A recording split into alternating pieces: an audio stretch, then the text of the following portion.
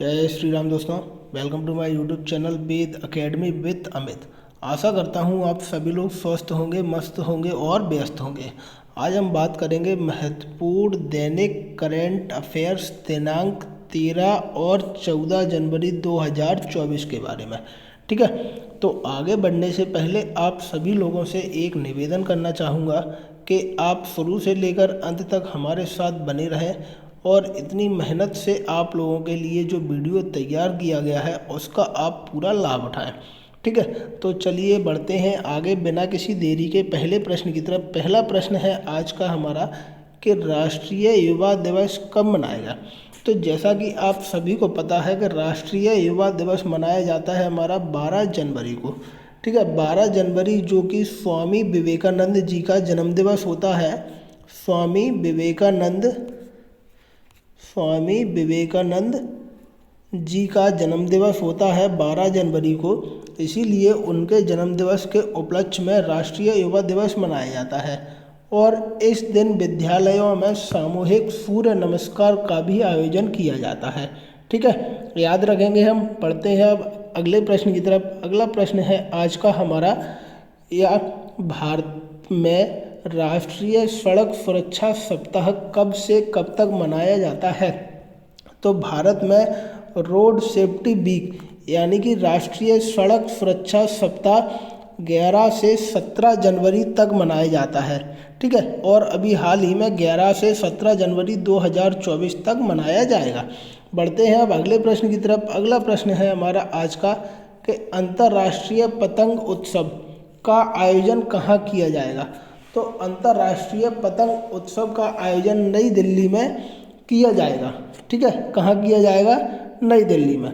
बढ़ते हैं अब अगले प्रश्न की तरफ। अगला प्रश्न है हमारा आज का कि घुड़सवारी में अर्जुन अवार्ड पाने वाली पहली भारतीय महिला कौन बनी है।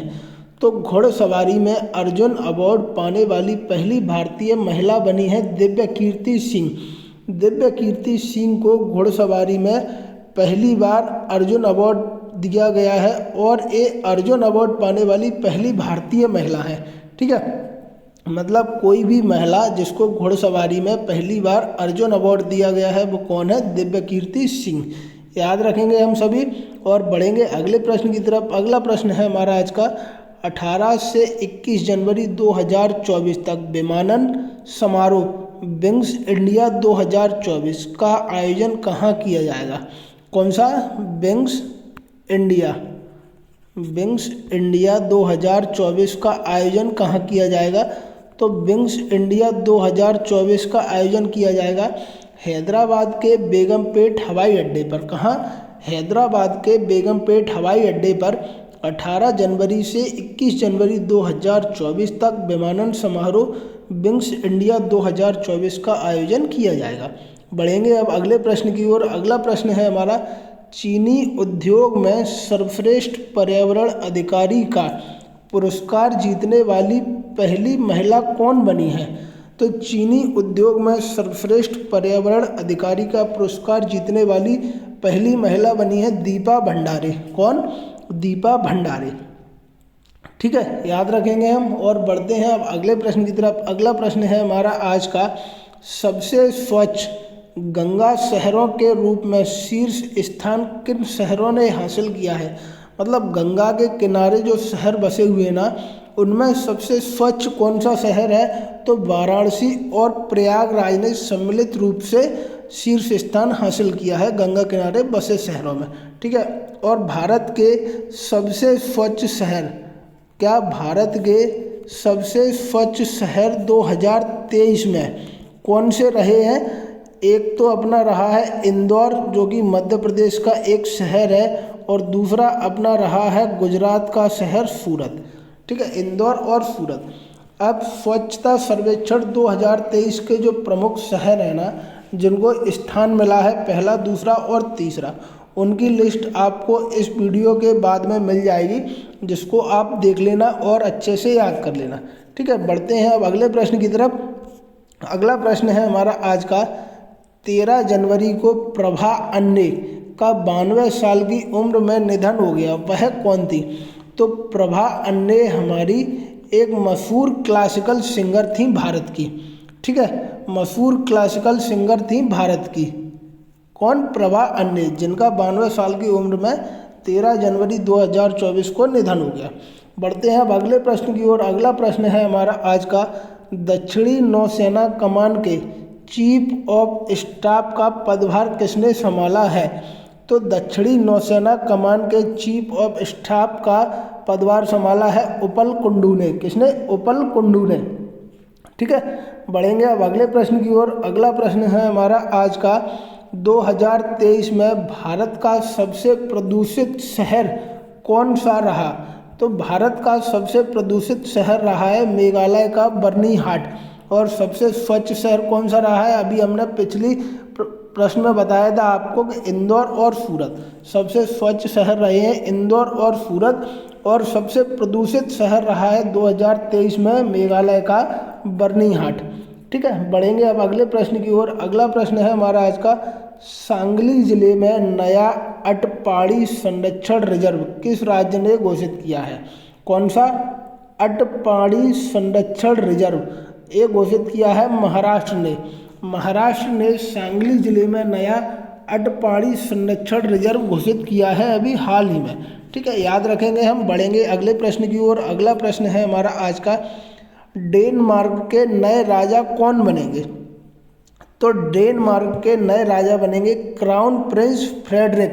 ठीक है, क्राउन प्रिंस फ्रेडरिक को डेनमार्क के नए राजा के रूप में नियुक्त किया गया है। ठीक है, याद रखेंगे हम। और बढ़ते हैं अब अगले प्रश्न की ओर। अगला प्रश्न है हमारा आज का, विश्व तमिल प्रवासी दिवस समारोह की मेजबानी किस शहर ने की? तो विश्व तमिल प्रवासी दिवस समारोह की मेजबानी की है चेन्नई ने। किसने की है? चेन्नई ने। ठीक है, याद रखेंगे हम। और बढ़ते हैं अब अगले प्रश्न की ओर। अगला प्रश्न है हमारा आज का, सबसे बड़े बहुपक्षीय नौसैनिक अभ्यास मिलन 2024 का 12वां संस्करण कहाँ आयोजित होगा? तो मिलन 2024 का 12वां संस्करण आयोजित होगा विशाखापत्तनम में। कहाँ पर? विशाखापत्तनम में मिलन 2024 का 12वां संस्करण आयोजित होगा, जो कि सबसे बड़े बहुपक्षीय नौसैनिक अभ्यास है। ठीक है, मिलन 2024 विशाखापट्टनम में। बढ़ते हैं अब अगले प्रश्न की ओर। अगला प्रश्न है हमारा आज का, 9वें एशियाई शीतकालीन खेलों के लिए आधिकारिक शुभंकर और प्रतीक का अनावरण किन नामों से किया गया है? तो 9वें एशियाई शीतकालीन खेल जो कि हमारे 2025 में होंगे। ठीक है, कब होंगे? 2025 में। और इसका शुभंकर क्या होगा? शुभंकर होगा हमारा बिनबिन। और प्रतीक क्या होगा? प्रतीक मतलब लोगो। ठीक है, लोगो होगा इसका नीनी।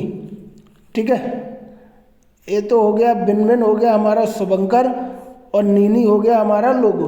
ठीक है, याद रखेंगे हम। बढ़ते हैं अब अगले प्रश्न की तरफ। अगला प्रश्न है हमारा आज का, टाटा स्टील शतरंज प्रतियोगिता 2024 कहाँ शुरू हुई? या टाटा स्टील शतरंज प्रतियोगिता 2024 का आयोजन कहाँ किया जाएगा? तो इसका आयोजन किया जाएगा नीदरलैंड में। और ये जो प्रतियोगिता है ना, इस प्रतियोगिता को शतरंज का विंबलडन भी कहा जाता है। शतरंज का विंबलडन कहे जाने वाले इस टूर्नामेंट में विश्व के जाने माने खिलाड़ी भी भाग ले रहे हैं। पेपर में आपके लिए प्रश्न आया, शतरंज का विंबलडन किसे कहा जाता है? तो टाटा स्टील शतरंज प्रतियोगिता को, जो कि 2024 में कहाँ आयोजित होगी? नीदरलैंड में। बढ़ते हैं अब अगले प्रश्न की तरफ। अगला प्रश्न है हमारा आज का, मलेशिया ओपन के फाइनल में पहुंचने वाले पहले भारतीय कौन बने हैं? तो मलेशिया ओपन के फाइनल में पहुंचने वाले पहले भारतीय बने हैं सात्विक साईराज रंकीरेड्डी और चिराग शेट्टी की जोड़ी। दोनों ही संयुक्त रूप से मलेशिया ओपन के फाइनल में पहुंचे हैं और ऐसा करने वाले ये पहले भारतीय बने हैं। सात्विक और चिराग की जोड़ी बोलते हैं इनको ज़्यादातर, लेकिन इनका पूरा नाम है सात्विक साईराज रंकीरेड्डी और चिराग शेट्टी। ठीक है, अब बढ़ेंगे हम आज के अगले और अंतिम प्रश्न की तरफ, जो है हमारा कि ताइवान में डेमोक्रेटिक प्रोग्रेसिव पार्टी के किस उम्मीदवार ने बहुप्रतीक्षित राष्ट्रपति चुनाव में जीत हासिल की है? यानी कि सीधा सीधा प्रश्न है हमारा कि ताइवान के अगले राष्ट्रपति कौन होंगे? तो ताइवान के अगले राष्ट्रपति होंगे लाई चिंग ते। ठीक है, जीत हासिल किसने की है? लाई तेंग चे ने, और यही ताइवान के अगले राष्ट्रपति होंगे। ठीक है, और इसी के साथ आज का हमारा करंट अफेयर पूरा हुआ। आशा करता हूँ आप सभी लोगों को करंट अफेयर अच्छा लगा होगा। अगर आपको करंट अफेयर का ये वीडियो अच्छा लगा है तो आप इस वीडियो को लाइक कीजिए, शेयर कीजिए और सब्सक्राइब भी कीजिए, और बने रहिए ऐसे ही हमारे साथ डेली करंट अफेयर के लिए। मिलते हैं कल नए वीडियो के साथ, तब तक अपना ध्यान रखिए। बहुत बहुत धन्यवाद।